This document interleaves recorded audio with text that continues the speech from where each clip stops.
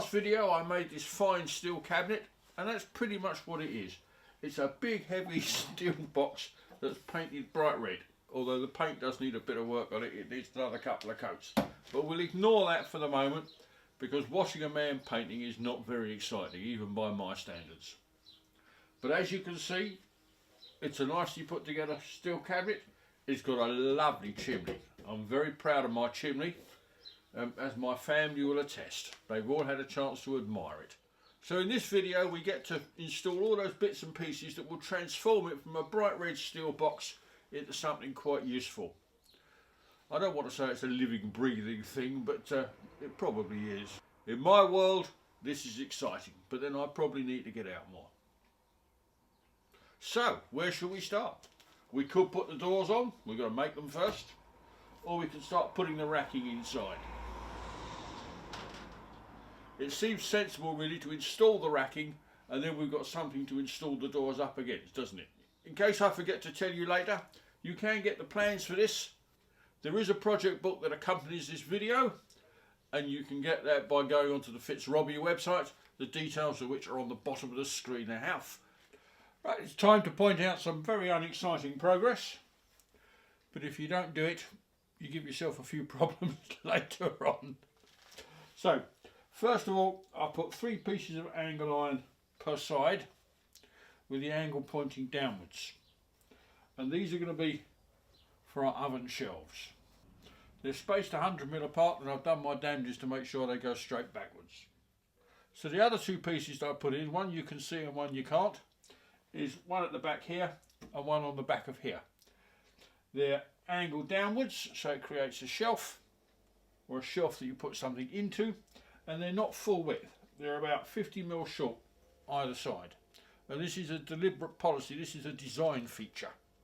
So there'll be an air gap that side and another air gap that side, so the heat, some of it can radiate up, or it can come up and round and then up through the chimney. So the next thing to do is to make ourselves a door. Now we could, if we wanted, just put a piece of plain steel, you know, millimetre thick. So if we put a single skin of steel here, then it's a waste of time putting all that insulation around the sides, because the heat's just going to escape at the front. So this needs to be a door with insulation in the middle, so 2 skins, an inner and outer skin, and the same vermiculite insulation in between the 2. So what we have here is the metal frame for the door. It's exactly the same 25mm tube as before. Makes it a bit heavy. I would have perhaps liked something with a slightly thinner wall, but this is what I've got, so that's what it will be made of. And I've already fixed the back to it, riveted it in place, and it's exactly the same system as before. Lots of vermiculite.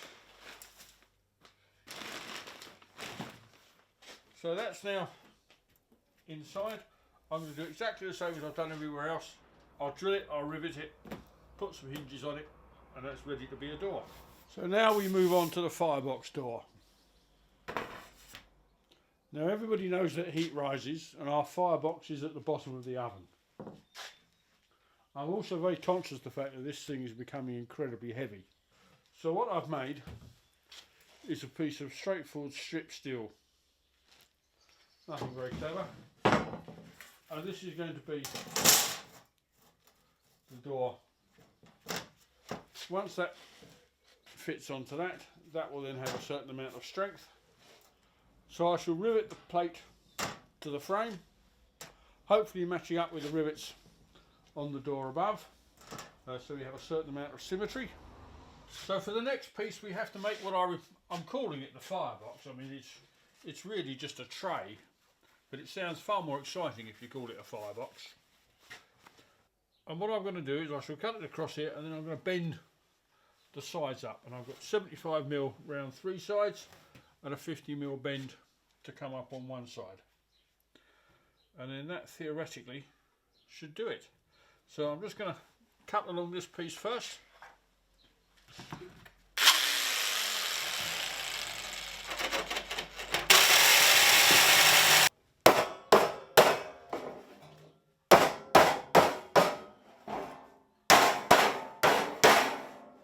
Well, that didn't take very long, did it?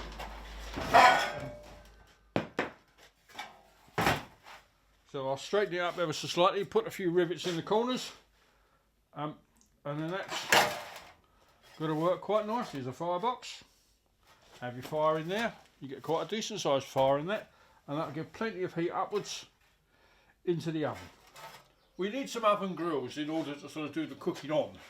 Now I did look to see how easy it is to buy them, and I have bought them in the past, but they are a ridiculous amount of money for what they actually are.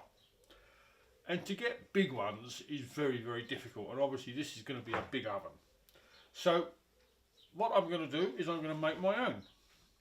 So what I've got is a piece of 8mm steel rod. Nobody's going to say that I don't over-engineer things. And I'm just going to start off by bending it round. I know the inside of the oven is 600mm. And then either side we've got a 25mm shelf. So providing I make this somewhere between 600 and 550. Oh, that's an awful lot of room for manoeuvre, isn't it? I should be alright. So I've done this one at 570.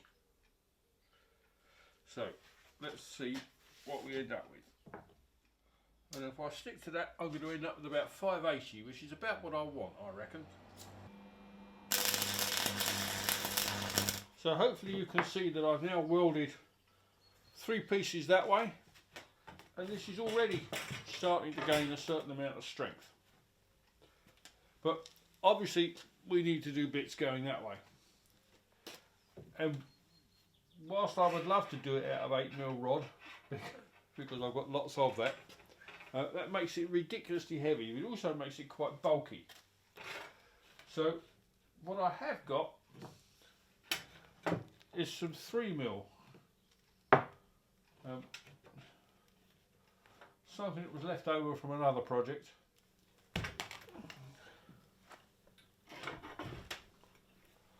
So I'm just going to put that in place. Now you'll notice that I've put these little blocks. These are 25mm wide. So what I can do is use these as spacers. I can just keep going all the way down, and then that way I know I'm going to get exactly the spacing that I want, and it's going to look reasonably good. So here we have our grills cleaned up, and that looks rather nice, doesn't it? Now I've now drilled a hole in the centre here. The whole point of this thing is it can be used anywhere. There's no electricity involved. So anywhere you can have a fire, but you do need to know what's going on inside the oven, you know. I know as one of these sort of old timer types, I should be able to sort of touch a piece of seaweed and it will tell me what the oven's doing, but it doesn't actually work like that. So what I've got is one of these sort of clever little thermometers, which I'm going to put in like that. Now I've got one last piece of steel to go into here, and that's a piece across there. So I'll cut that now and put that in place. But this is starting to look rather good. The problem when you have a project like this, which I've been thinking about for so long, is when you actually put it into practice, doubt starts to sort of appear in your mind. Is it actually going to work? And of course, I've never seen one like this. I don't know if it's going to work or not. But I must admit, I'm looking forward to finding out. It's getting quite exciting. So our final piece of steel is the thickest bit I've got in the workshop. It's about 3mm thick, and it fits just there at the bottom of the oven. Now ideally I would have had something slightly thicker. I mean 6mm would have been nice, but I haven't got any 6mm. When lockdown finishes and businesses start to open, one of the things I will get is a slab of granite, 1-inch granite, to fit in this bit at the bottom. So by now you should be able to see how this is going to work. In our firebox at the bottom here, as the name suggests, we're going to have a fire. Be a wood fire. You have a charcoal fire if you want to, but I find wood burns much hotter than charcoal. The heat from the wood fire rises. Now, first of all, it's going to heat this big plate at the bottom, and the reason I wanted as thick a plate as I could get is I wanted a heat sink. So whilst it would have been nice to have 6mm, 10mm thick plate at the bottom, this will do for the moment, and then when things change I may be able to get something a bit better than that. The plate doesn't go the full width, there's a 50mm gap either side, so not only can the heat go straight through there and radiate upwards, but it could also take it that way and then up through the chimney. And that's if I'm using it in standard oven mode. I've got a temperature gauge on the top which will tell me just how hot it is at the top of the oven, and as we know, heat rises, so I should be fine. If I want to use it in a sort of a slow cooking mode, then I just don't put so much heat in the bottom. I have a small fire and just keep it trickling over. The other thing you can do is to put one of these Pro Cube smoke cube things in the bottom here, and you can use it as a smoker. Put whatever it is you want to smoke in there. You might want to move that up to there, and then it will just fill the volume with smoke, and you get yourself a cold smoker as well. So you've got a cold smoker, you've got a hot smoker. You've also got a very good oven. Now, as they say, the proof of the pudding is in the eating. So we need to take this outside, light a fire in it and see whether it works. The first thing you need to do is to have a decent fire in there for a couple of hours, get it nice and hot, and burn off anything in here that shouldn't be there, any oils, and just give it a good burn. Get it nice and warm. So I shall do that in a minute.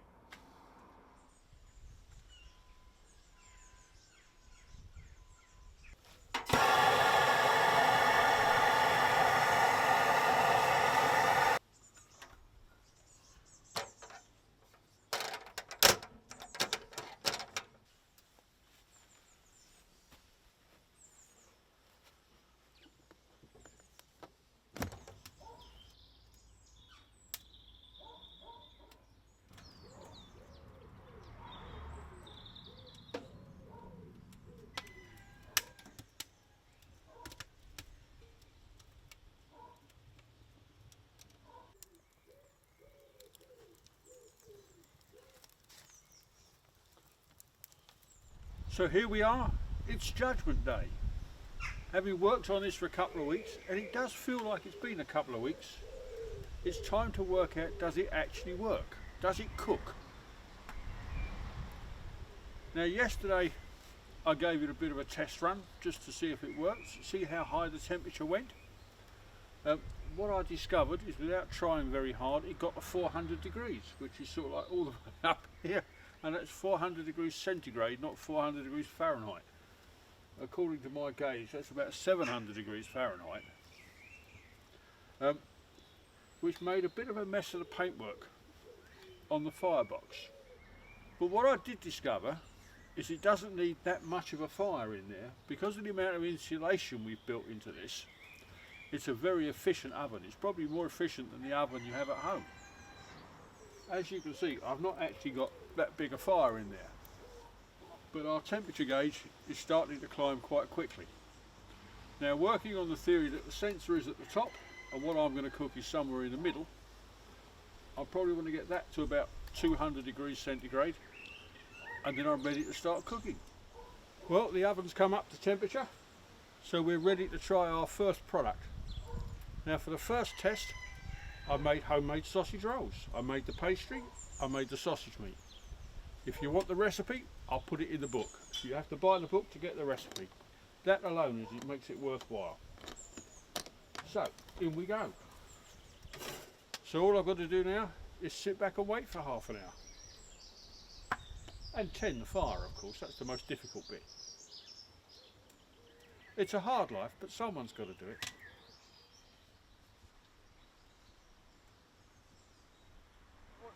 If you've not already found it, not everything I do makes it onto video. A lot of my projects never make it that far. But if you want to find out what I'm doing, have a look at my Instagram page. Or there's the blog, or there's Facebook, or there's many other ways you have of finding out what I'm doing and getting in touch with me.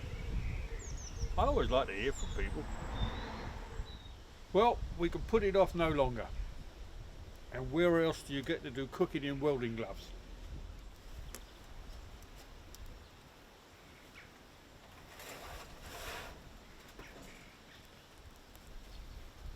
Well, they look cooked to me.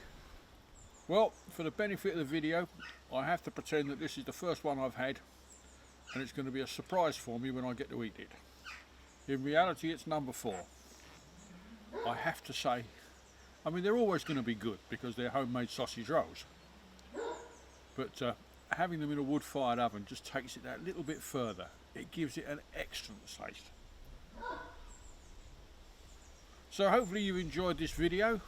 If you did, go and have a look at some of my other videos. You never know, you might enjoy those as well.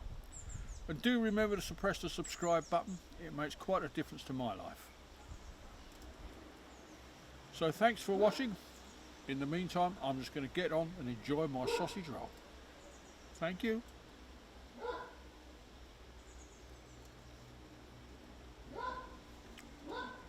Oh, that's good. Oh, that is good.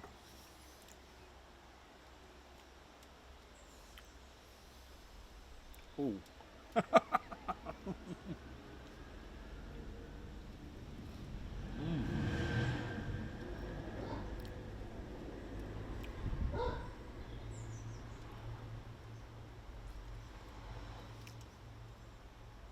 Watching a man eat a sausage roll on video is never going to be a spectator sport. But I don't care because this is very nice.